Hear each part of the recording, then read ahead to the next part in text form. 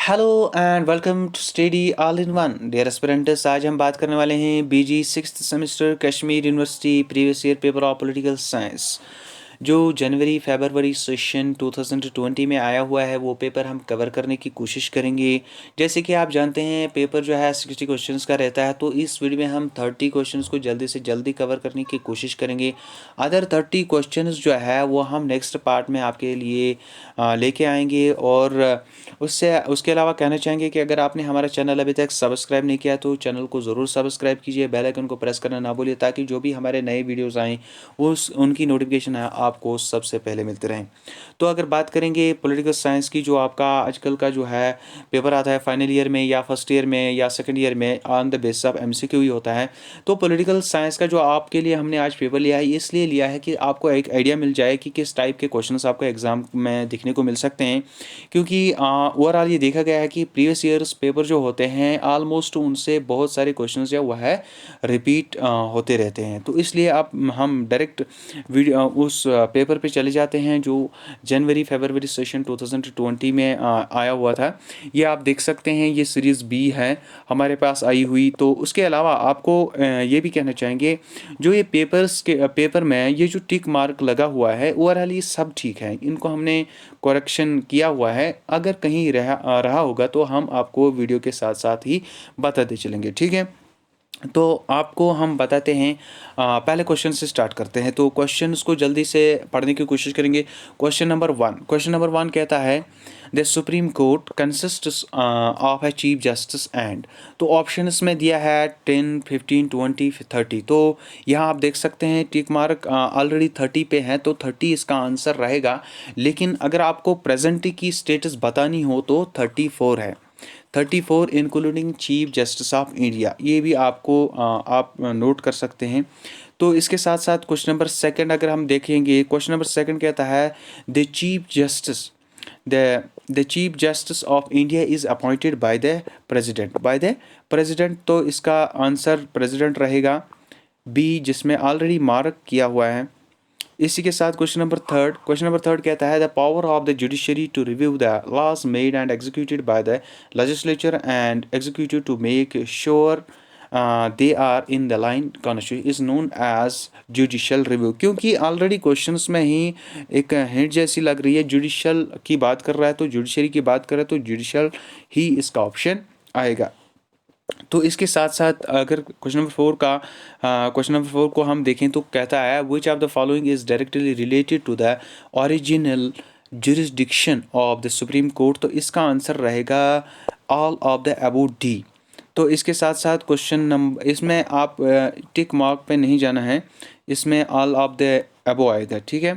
तो इसके बाद है क्वेश्चन नंबर 5 कहता है which of the following is the highest court of appeal in India. तो आप जानती हैं कि इसका आंसर रहेगा सुप्रीम कोर्ट ऑफ इंडिया, जहाँ पे जो सबसे मतलब एक कंट्री में एक ही होता है, तो यहाँ पे सबसे हाईएस्ट अपील की जा सकती है।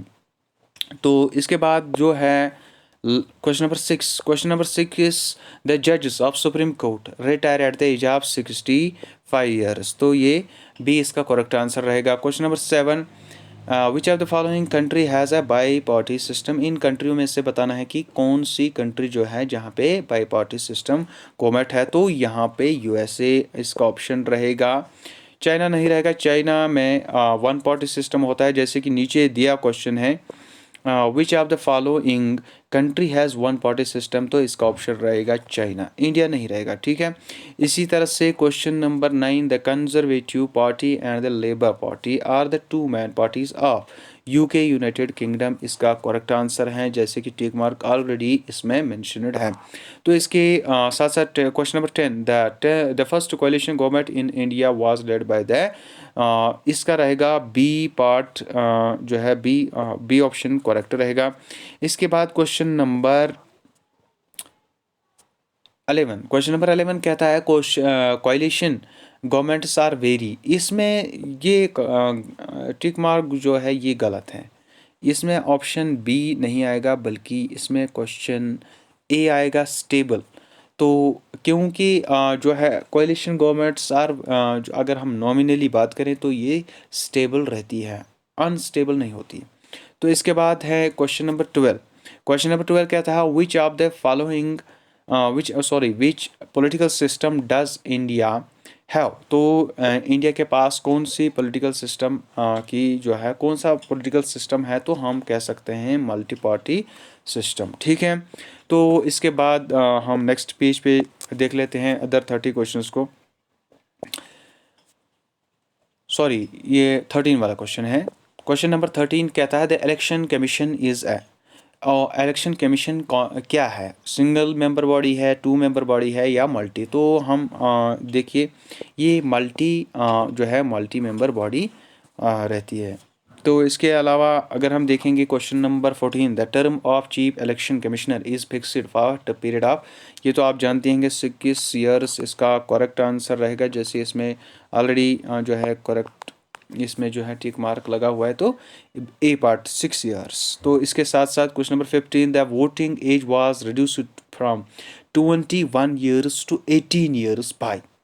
देखिए ये जो अमेंडमेंट लाया था 61 अमेंडमेंट था ये, तो इसमें ही 48 जिसमें टिक ऑलरेडी किया है वो गलत है। तो इसमें रहेगा आंसर बी 61 कॉन्स्टिट्यूशनल अमेंडमेंट। ठीक है, तो इसके 61 फर्स्ट हैं।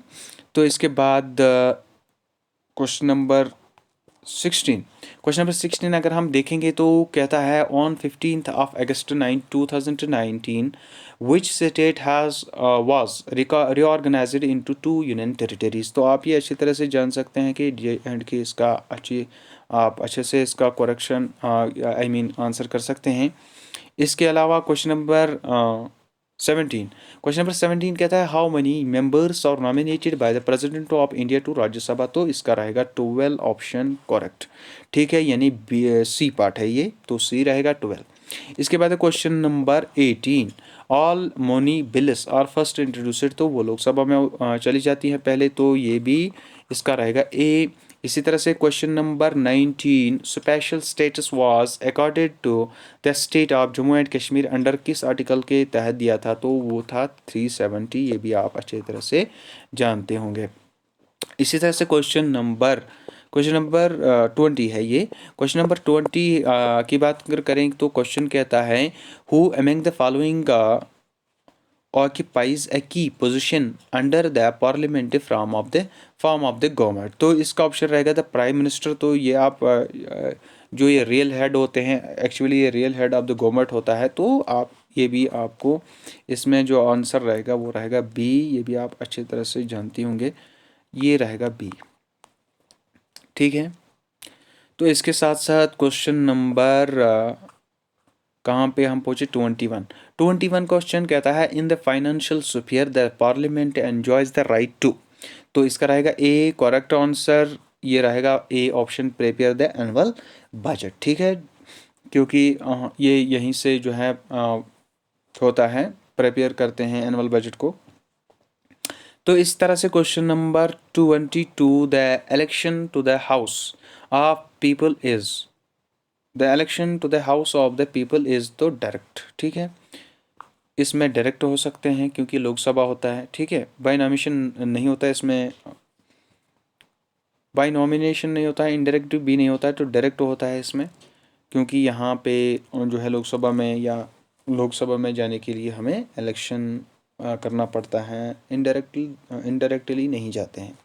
तो इसी तरह से क्वेश्चन नंबर 23 क्वेश्चन कहते हैं बाय कमर्शियलिज्म मीन्स। तो इसका मतलब है 2 हाउसेज यानी लोकसभा राज्यसभा। ठीक है, इसके बाद अगर हम बात करेंगे when the proclamation of emergency is in operation the term of Lok Sabha can, ये क्वेश्चन मैं पढ़ रहा हूँ, क्वेश्चन नंबर शायद 24 है। When the proclamation of emergency is in operation the term of Lok Sabha can be extended for a period of. तो इसमें जो करेक्शन इसमें दिया है, पहला ये दिया है, दूसरा ये दिया है, तो आप इसकी तरफ नहीं जाना है। आपको मैं इसके लिए एक नोट दिखा देता हूँ। पहले मैं इसका आंसर आपको बता देता हूँ। इसका आंसर रहेगा 1 ईयर। ठीक है, 1 ईयर रहेगा, और 6 मंथ्स भी क्यों रहेगा वो मैं आपको बता देता हूँ। क्वेश्चन एक्चुअली कहता है कि जो इमरजेंसी होती है, इमरजेंसी के दौरान अगर कोई इमरजेंसी आती है स्टेट में, तो जो है इस राज्यसभा या लोकसभा की जो है टर्म कहाँ तक एक्सटेंड बढ़ाई जा सकती हैं इमरजेंसी के दौरान। तो 1 ईयर इसका आंसर रहेगा, लेकिन इमरजेंसी ख़त्म होने के बाद ही 6 मंथ्स के अलावा नहीं होना चाहिए। जैसे मैं यहाँ पे एक नोट बना के ले आया हूँ, during an emergency the term of Lok Sabha can be successfully extended by intervals of up to 1 year, but not beyond 6 months after the state of emergency has been revoked। यानी जो emergency के दौरान जो term of Lok Sabha है वो बढ़ाई जा सकती है सिर्फ 1 ईयर, लेकिन जो ही इमरजेंसी ख़त्म हो जाती है तो 6 मंथ्स के अलावा नहीं होना चाहिए। ठीक है, नहीं होगा, उसके अलावा नहीं बढ़ेगी। यानी इसका जैसे कि क्वेश्चन कहता है तो वहाँ इसका 1 ईयर ऑप्शन आंसर रहेगा, लेकिन इमरजेंसी जो कि हम कहें तो 6 मंथ्स इसके बाद जब इमरजेंसी ख़त्म हो। क्वेश्चन समझने की कोशिश करिए आप, जब इमरजेंसी ख़त्म हो जाए तब 6 मंथ से ज़्यादा नहीं होना चाहिए, एक्सटेंड नहीं की जा सकती है, लेकिन अगर इमरजेंसी हो तो 1 ईयर एक्सटेंड किया जा सकता है। आई होप कि आपको ये अच्छे से समझ आया हो। तो उसके बाद क्वेश्चन नंबर 25 क्या कहता है? क्वेश्चन नंबर 25 कहता है if an no confidence motion is adopted by the Lok Sabha then, अगर जो है कॉन्फिडेंस मोशन ना हो तो इज़ अडॉप्टेड, क्या बोल रहा है? If an no confidence motion is adopted by the Lok Sabha, तो क्या होता? तो इसमें ऑप्शन रहेगा, ये करेक्ट ऑप्शन रहेगा सी, the council of ministers resigns करेंगे, तो ये रिजाइन करेंगे। काउंसिल ऑफ मिनिस्टर्स जो हेडेड बाय प्राइम मिनिस्टर होते हैं, आप जिसने जो पॉलिटिकल जो आपका सब्जेक्ट है, जिसने इसमें वो एक चैप्टर आता है जिसका नाम है पार्लियामेंट्री सिस्टम ऑफ गवर्नमेंट, उसमें ये आता है पूरा। तो इसके बाद है question number 26, one by third of its members retire after every 2 years refers to, तो उसमें आएगा ऑप्शन राज्यसभा, क्योंकि इससे ही 1/3 जो है रिटायर होते हैं। तो 1/3 retire after every year, after यानी 2 सालों के बाद। ठीक है, तो इसके बाद क्वेश्चन नंबर रहेगा 27, the public accounts committee consists of, तो इसमें है 22 मेंबर्स, इसका ऑप्शन रहेगा। इसमें आप ए पे नहीं जाइए, ए पे इस पे नहीं, इसका रहेगा 22। इसके बाद है the number of fundamental duties incorporated in article 51A, तो इसमें 11 ड्यूटीज़ हैं, तो ये ऑलरेडी आप जानते भी होंगे। इसी तरह से 29, विच of the following is a fundamental duty. Fundamental duty तो इसमें रहेगा, देखिए पहला ए पार्ट दिया है इक्वलिटी बिफोर लॉ, ये भी है, ये तो हमारा जो है फंडामेंटल राइट है, अनटचेबिलिटी फंडामेंटल राइट है, तो फ्रीडम ऑफ स्पीच भी, तो इसमें रहेगा सी, टू डिफेंड द कंट्री। ठीक है, इसके बाद रहेगा 30 क्वेश्चन लास्ट में इस वीडियो का, तो to preserve the rich heritage of our composite culture is a fundamental duty, इसका रहेगा ये ऑप्शन करेक्ट, यानी बी पार्ट। तो आई होप कि आपको वीडियो अच्छा लगा हो, तो अच्छा लगा हो तो लाइक ज़रूर कीजिए। तो नेक्स्ट पार्ट हम जल्दी लेके आएंगे। Thank you.